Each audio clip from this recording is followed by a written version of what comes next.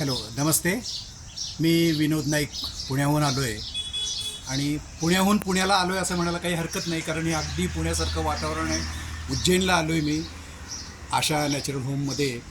एक खूप सुंदर अनुभव येतो याच्यामध्ये. इथं राहावं अगदी शांतपणे, म्हणजे महाकालचं दर्शन घ्यावं आणि शांत एक वातावरणात आपला एक जप करावा, देवाला सामोरं जावं. हे जर अनुभवायचं असेल तर त्यासाठी प्रत्यक्ष इथं येणं जरुरीचं आहे. असं कसं आहे, आपण काही कारणाने येतो इथे, देवाला भेटायला म्हणून येतो किंवा स्थळ पाहायला येतो किंवा येतो. अशावेळी एक मानसिक शांतता जास्ती जरूर असते. खूपदा असं होतं की सगळा गजबजाट, कोलाहट, मग कधी एकदा नको, परत आपल्या घरी जातो असं होतं. आज आम्ही 2 दिवस इथं राहिलो आहे, पण कधी अजूनही असं वाटते आपला पाय इथून निघतच नाही.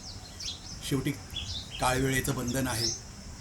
पण खरोखर माझं मला माहीत नाही की मी यांच्या विजय जोशींच्या कॉन्ट्रॅक्टमध्ये कसं आलो किंवा काय. कुठून तरी मला एक म्हणजे एक ती आंतरिक ओढ असावी किंवा महाकालींनी सांगितलेलंच असावं की बाबा तू असं असं ये. पण खूप छान अनुभव. घरच्यासारखं राहणं, अगदी घरच, तसंच राहायचं, अगदी काही त्याच्यामध्ये हे नाही आणि परत जायचं. हे कसं आहे, इथून गेलं तरी मी उज्जैनहून बाहेर म्हणजे मनाने बाहेर पडणं फार अवघड आहे माझ्यासाठी. मी जोशी साहेबांचं आणि वहिनींचं सुद्धा खूप खूप आभार मानतो. त्यांनी इतकं छान मेंटेन केलं आहे. हे करणं सोपं असतं, एखादी रूम काढणं आणि देऊन टाकणं वगैरे हे सोपं असतं, पण ती आस्था आणि ती प्रेम देणं हे कुठे मिळत नाही, जे आम्हाला इथं मिळालं. मी विजय जोशी साहेबांचा आणि अर्थात वहिनींचंही खूप आभार मानतो. धन्यवाद. थैंक यू सर, आपका स्वागत है आशा नेचुरल होम स्टे पर।